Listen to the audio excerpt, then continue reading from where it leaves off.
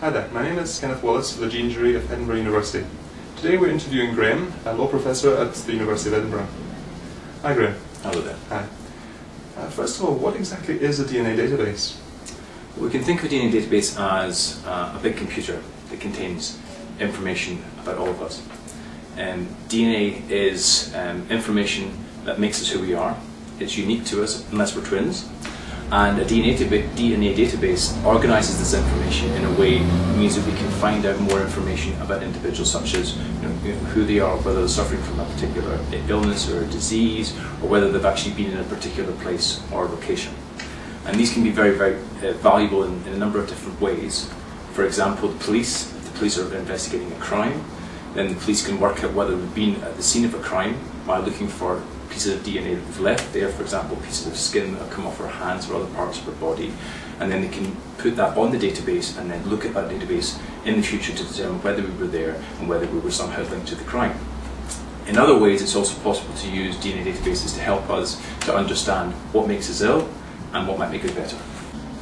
Who is interested in owning or running a DNA database?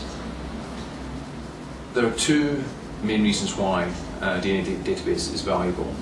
The first one is for the police. DNA can be incredibly valuable as evidence in helping them to detect and prosecute crimes, and also to exclude people who are innocent. And therefore, to have a very good, well-running DNA database means that the police can do their job better and we can all be better protected. The second reason why we might want to have a DNA database is for medical reasons. There are many reasons to believe that DNA and our genes or genetics have some sort of role in becoming ill, and we don't understand fully exactly what that role is yet. And to have a DNA database allows scientists to explore the role of genetics in disease, but also the role of genetics with the world in which we live, making us ill and also helping us to get better. What concerns might people have over DNA databases then? Well, we all have rights. We have rights not to be hit, we have rights not to be harmed, and the law exists to protect those rights. And there are concerns that the existence of DNA databases can actually harm us. For example, it may be that somebody would have access to the information on the database and would be able to use that against us, and that would be an invasion of our privacy. We also have a right to liberty, a right to live our lives the way that we want. And the concern is with DNA databases that it may actually lead to restrictions or constraints or a control in the way in which we live our lives. And that might come from people who access it without permission, or it might even come from the state itself. So the concern is that we need to have protection of the DNA database so that these harms do not actually happen. What should be the limits on building a DNA database? The limits of a DNA database depend on what it's for. For example, the police have built a national DNA database which covers the whole of the United Kingdom. It's only possible to go on that database if you've been arrested for a crime. Not necessarily convicted for the crime, but arrested for the crime. But once you're on that database, you're on it forever. In the context of medical DNA databases, scientists have to ask your permission to go on the DNA database, and if you want to come off the DNA database at any time, then it's possible to do that, and they must respect your wish. So we can talk about the rights that we have and also the limitations. So how would you find a balance between these two? The law exists to help us find that balance. And what the law says is the responsibility is on the people who create a database to show that it's necessary to keep the information.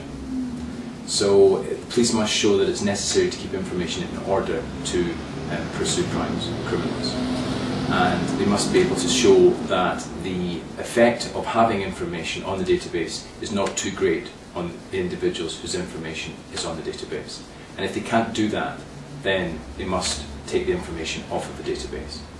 And we've had a case very recently in the United Kingdom where the European Court of Human Rights, which is there to protect the human rights of all of us, has told the government that the balance is not right at the moment and that the law in the UK must change.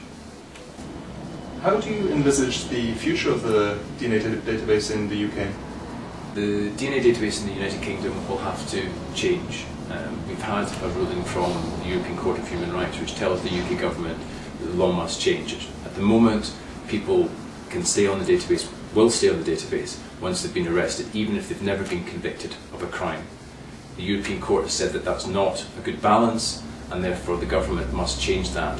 For example, that there may be time limits now imposed if somebody's never been convicted as to when the information should be removed from the database. Moving into the future, however, arguably one thing that will help the power of databases is linking of the national data database to other databases, such as health records, such as school records, or other types of information. That can be very useful from a scientific point of view, but with that linkage comes increased risk to the rights that we have, rights of privacy and rights of liberty, and we will have to have the conversation again about whether the balance is appropriate. There is also an argument that is being made in some areas that we should have a universal database, and what we mean by that is that all of us, everybody in the country, should be in the database. And it's argued by scientists that that would be a good way for them to help the police in doing their job. And it is the case that there are good scientific reasons to have a universal database. But we also have to consider the other side of the argument. The other side of the argument involves issues of cost. How much would it actually cost us to establish a universal database? It's estimated just to establish it in the first place would cost £700 million just to put everybody in the country on the database. You're talking over 60 million people.